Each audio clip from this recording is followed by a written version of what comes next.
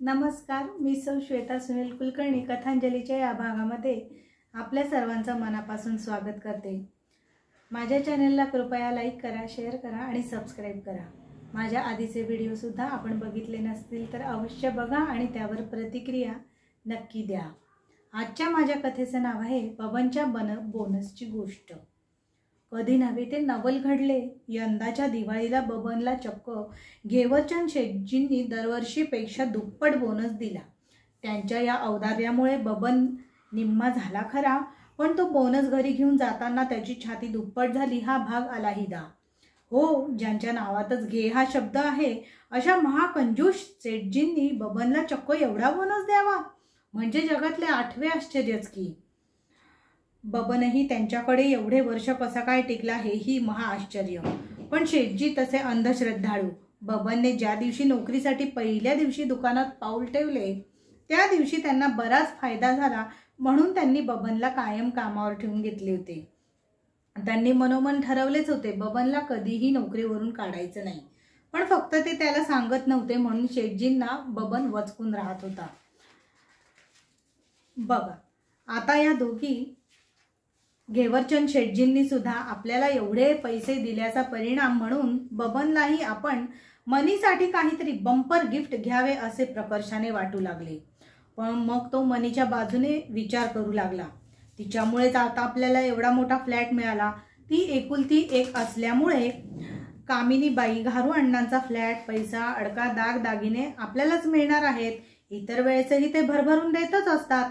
मग मनी बरोबरच आपणही सासूबाईंना साडी घ्यावी, सासऱ्यांना पण काहीतरी कपडे करावे, शर्टचे कापड घ्यावे असे त्यांनी मनापासून ठरवले। मनीमुळे आपली फजिती होते, पण तिच्यामुळेच तर अनेकदा आपल्याला धनलाभ होतो असा विचार त्याच्या डोक्यात यायला आणि त्याची नजर समोर हिऱ्याच्या जाहिरातीच्या होर्डिंगवर पडायला एकच गाठ पडली। आता आपण मनीला हिऱ्याची अंगठी घेऊन द्यावी असा निश्चय करून तो घरी आला। मने, आवर बघू, मी तुला हिऱ्याची अंगठी घेऊन द्यायचं ठरवलं आहे।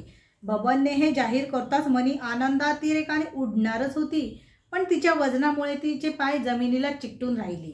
ती फोनपाशी धावतच जात होती तेवढ्यात बबन म्हणाला, हो कळव, तुझ्या आईवडिलांनाही कळव, बोलावून घे, त्यांनाही छानसे कपडे करू आपण। मनीच्या स्वतःचा कानांवरच विश्वास बसेना। बबनने आतापर्यंत त्यांच्यासाठी साधी चिंधीही घेतली नव्हती, तोच बबन आज त्यांना कपडे घेणार होता। तिने फोन करून त्यांना ताबडतोब बोलावून घेतलं। दोघेही लगेच घाबऱ्या घुबऱ्या मनस्थितीत लेकीकडे धावून आले। बबन मनीला हिऱ्याची अंगठी, आपल्याला कपडे घेणार आहे हे म्हणल्यावर दोघे चाटच पडले। काय ग, फोनवर सांगायचंच तरी मी छानशी साडी नेसून आले असते। कामिनीबाई अंगावरची साडी तुच्छतेने न्याहाळत म्हणाला। आत्ताही त्यांच्या अंगावर चांगलीच साडी होती, पण ती जीर्ण शीर्ण असल्यासारखे कामिनीबाईंच्या विदीर्ण आविर्भावाकडे पाहून वाटू लागले।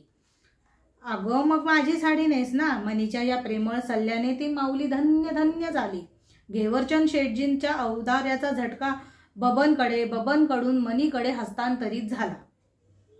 मनीने बबनच्या आवडीची सुंदर हिरवी साडी नेसली, त्यामुळे बबनच्या आनंदात अजूनच भर पडली।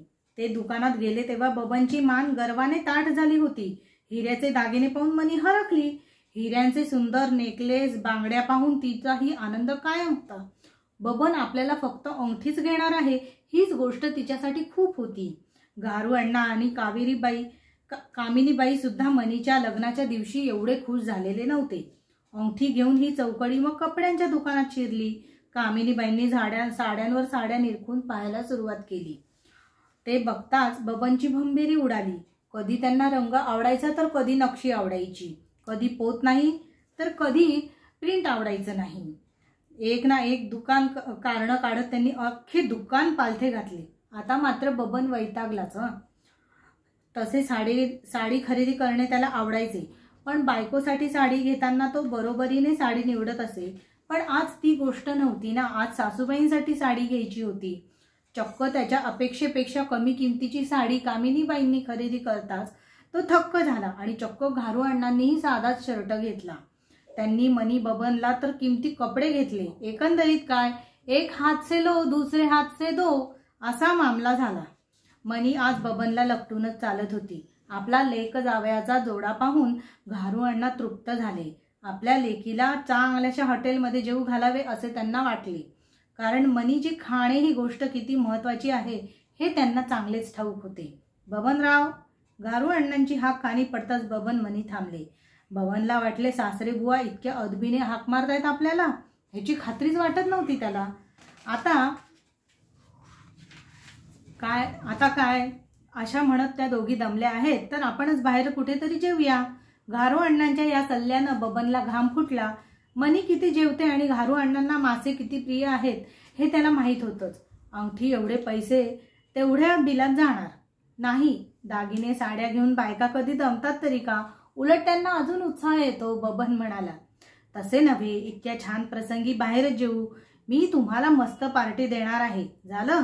गारू अण्णा म्हणाले, ब्ल्यू माउंटन मध्ये जाऊया. मी नोकरीत असताना तिथे एकदा गेलोय. ब्ल्यू माउंटन नाव ऐकताच बबनला हुडहुडीच भरली. एवढ्या मोठ्या 5 स्टार हॉटेलात आपण सर्व जेवलो तर त्या बिलात आपल्या चौघांचा वर्षाचा किराणा भरून होईल असा हिशोब त्याच्यातल्या सेल्समनने मनातल्या मनात केला. नको, चला हो. घारू अण्णांनी मोठ्या उत्साहाने ब्ल्यू माउंटन मध्ये नेले. त्यांच्या मागोमाग बाकीचे तिघे दपकतच आत शिरले. त्यांचे वागणे पाहून घारू अण्णांना अजूनच चेव चढला. आपण किती जग बघितले आहे हे दाखवण्यासाठी ते अजूनच टेचात वावरू लागले. मनी तर सारखी स्वतःला चिमटे काढून बघत होती, कारण तिला जे काय घडतंय किंवा आपण इथे जेवायला आलोय हे स्वप्नवतच वाटत होतं. शेवटी चिमटे काढून तिचा हात दुखायला लागला. एक छानशी जागा पाहून ते आरामात बसले. बोला, काय घेणार? घारू अण्णांनी ऐटीत विचारलं. मग कामिनीबाई समोर आल्याचं लक्षात आल्यावर त्यांनी पटकन जीभ चावली आणि लगेच वाक्य दुरुस्त करून म्हणाले, म्हणजे सूप भाज्या असं काही? तो वेटर येऊ दे ना. कामिनीबाई ठसकात उत्तरल्या. मग मात्र घारू अण्णांनी स्वतःची हुशारी पाजळण्याची संधी सोडली नाही. अगं, तो विचारायला येईल तेव्हा ऑर्डर काय द्यायची ते ठरवून ठेवू आपण. मग बबनकडे मोर्चा वळवत त्यांनी विचारलं, बोला जावई बापू, काय मागवायचं? चिकन सूप की मंचुरियन? मग बबनला बोलायची संधीही न देता मनी म्हणाली, चिकन सूप, मंचुरियन, चिकन हंडी, फिश करी. वा वा, माझ्या मनातली बोललीस म्हणे. घारू अण्णा मान डोलावत म्हणाले. सूपचा चट्टामट्टा केल्यावर मनीच्या ध्यानी आले, हिऱ्याची अंगठी बोटात नाहीच आहे. मग ती एकाएकी किंचाळली. माझी अंगठी! तिचे ओरडणे ऐकताच सगळ्यांनी दचकून तिच्या बोटाकडे पाहिले. नुकतीच घेतलेली हिऱ्याची अंगठी तिच्या बोटात नव्हती. मनी आता हमसून हमसून रडू लागली. आपल्या आनंदाला आपलीच दृष्ट लागली की काय असे म्हणून तिने स्वतःच्याच थोबाडीत मारून घेतले. मगाशी तिच्या मनात आनंदाचे चांदणे फुलले होते, तिथे आता काळोख दाटून आला. बबनला आता कधी नव्हे तो मनीबद्दल अभिमान वाटत होता, तर आता संताप येऊ लागला. चौघेही वेड्यासारखे आजूबाजूला अंगठी शोधू लागले. कामिनीबाईंनी तर टेबलावरचे कापड ओढून पाहिले आणि त्या धांदलीत टेबलवरच्या सगळ्या काचेच्या डिसेस, ग्लासेस धाड धाड कोसळले आणि खळकन फुटले. आता त्या काचेच्या चुराडात हिरा तर नाही ना गेला, म्हणून बबनची पाचावर धारण बसली. आजूबाजूची सर्व माणसे धावून आली. तेवढ्यात बबनच्या शर्टच्या खिशात ठेवलेला मोबाईल वाजू लागला. रागारागाने बबनने खिशात हात घातला. तोच त्याच्या खिशाला अंगठी लागली. त्याने अर्थातच आनंदाने ओरडत अंगठी बाहेर काढली. अगो, माझ्या खिशात कशी काय आली तुझी अंगठी? मगाशी ती साडीच्या दुकानात पैसे उरलेले ठेवण्यासाठी तुझ्या खिशात मी हात घातला ना, तेव्हा पडली असेल. मनी बिचकत म्हणाली. असेल काय, लक्ष ठेवता येत नाही तुला? आत्ताच घेतलेली अंगठी गळून पडते म्हणजे काय? सैर होत होती का? बबन तिच्यावर बंदुकीच्या गोळ्यांसारख्या फैरी झाडू लागला. हो, मग घ्यायची नाहीस ना, दुसरी घट्ट अंगठी घ्यायची. पण मला हे डिझाईन आवडलेलं. अगं बये, त्यांनी तुझ्या मापाची बनवून दिली असती की. तेवढ्यात बाजूला करत लोकांना तिथे मॅनेजर आला आणि म्हणाला, आम्ही तुमच्यावर अब्रू नुकसानीचा दावा ठोकू. मॅनेजरच्या हातात तीळपापड होत होता. एवढ्या आलिशान हॉटेलमध्ये हे लोक येऊन तमाशा करतात म्हणजे काय? त्याने लगोलग मालकांना फोन करून बोलवून घेतलं. बबनची आता दात खिळत बसली. मनीशी लग्न केल्यामुळे आपल्याला अजून आता काय काय सहन करावं लागणार आहे कोण जाणे. आता त्या मालकाचे पाय धरून माफी मागायची असं त्याने मनोमन ठरवून टाकलं. बबन खाली बघून विचार करत असतानाच मालक तिथे आले आणि बबन तू? बबनने झटका बसल्याप्रमाणे समोर पाहिले तर त्याचा कॉलेजमधला मित्र प्रभू. मधूला पाहून बबनला झटका बसला 440 व्होल्टचा. घारू अण्णा पण गरगरले. मध्या? हा इसम आपल्या मालकाला मध्या वगैरे म्हणतो आहे पाहून मॅनेजर, वेटर सगळेच चक्रावले. मध्या तू इथे? मधूने बबनला चक्क मिठी मारली. आपण जिथे भास मारायला आपल्या जावयाला मुलीला घेऊन आलो ब्ल्यू माउंटनमध्ये, तिथे त्याचा मालक आपल्या जावयाला ओळखतो आहे आणि वरून आपला जावई त्याला मध्या म्हणतो आहे. हे पाहून घारू अण्णांचा तो विश्वासच बसेना. मधू मॅनेजरना म्हणाला, यांना काय पाहिजे ते सर्व व्यवस्थित द्या. बबन, तू पण काय वाटेल ते माग रे, तो म्हणाला. आणि इथे 4 दिवसाचं बुकिंग करूनच जायचं, राहायचं. 4 दिवस मजेत राहा, खा पी, त्याशिवाय मी सोडणार नाही तुम्हाला. अरे पण बिल, बबन अडखळत म्हणाला. बिलाचं सोड, मी मागितलंय का तुझ्याकडे बिल? तुझा हक्कच आहे तो. मनी आता अचंबित नजरेने पाहू लागली. मधूने बबनला काही म्हणायच्या आतच बबननेच मधूला बाजूला ओढून नेले.